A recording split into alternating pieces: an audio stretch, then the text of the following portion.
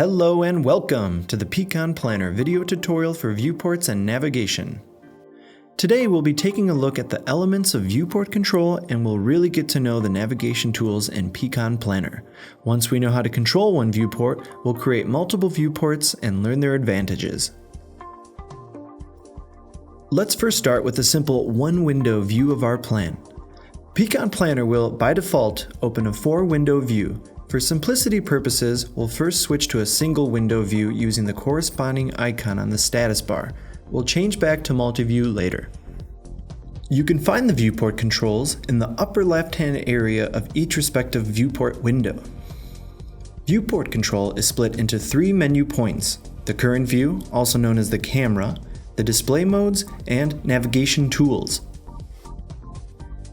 In the drop-down menu for the view, you can switch between perspective and orthographic cameras, or select isometric 3D views and 2D projections, such as facing front or right. There are also shortcuts available for these views.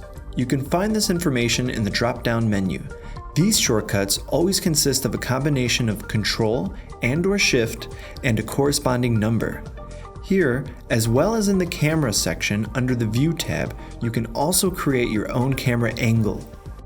With the symbol next to the camera view, you can switch between different display modes, from display modes like wireframe, hidden line, colored, concept and shades, all the way through to real-time realistic mode.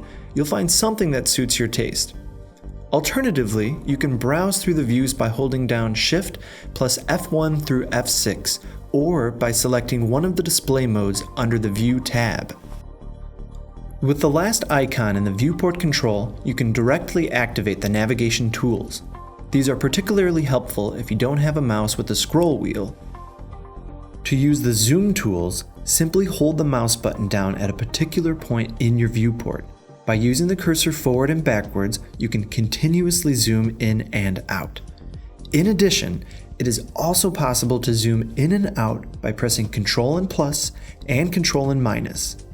In this case, the viewport will zoom in on the area of the plan where the cursor currently is. In the camera section under the View tab, you can also find the zoom tools. Here you can zoom in from a particular angle, either by dragging a rectangle from the outer edge of the plan, or by selecting the Zoom Center tool by clicking on the center of the new view and then applying the desired zoom range. Then click to confirm.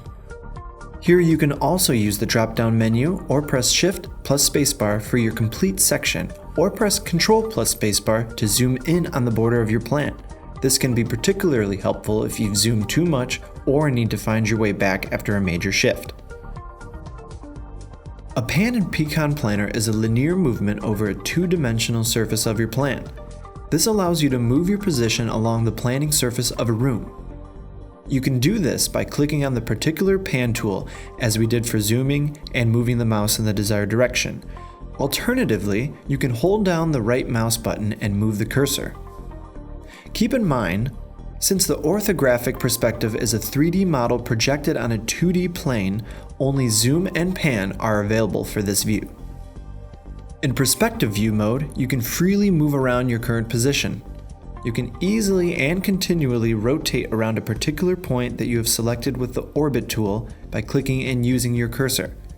You can also right-click on the point you would like to orbit, then additionally hold down the left mouse button and move the cursor, or hold down the scroll wheel. The Look Around tool allows you to look around your plan without moving from your current location. Using the Walk tool, you can move around your plan just like you would in a video game. Similar to the Look Around tool, you can click and begin an interpolated rotation, all while remaining on a fixed plane.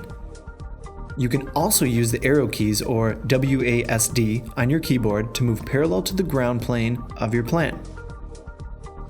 Now, let's move from a single window view to a multi-window view.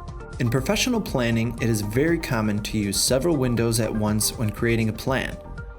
To do so, click again on the icon on the status bar. Here you can choose from various layouts. The original layout is set to default. You can set the views for each viewport individually. The window that is currently activated will be indicated by green font. As you can see, you can simultaneously view your plan from different perspectives. When you draw a rectangle in the current viewport, for example, you can see how it looks from another perspective at the same time. You can then continue to draw the rectangle from a different viewport. The navigation tools can only be used in the active viewport, however. Navigate confidently through pCon.planner or take a look at other basic tutorials and videos covering specific functions and tricks. Have fun planning and experimenting!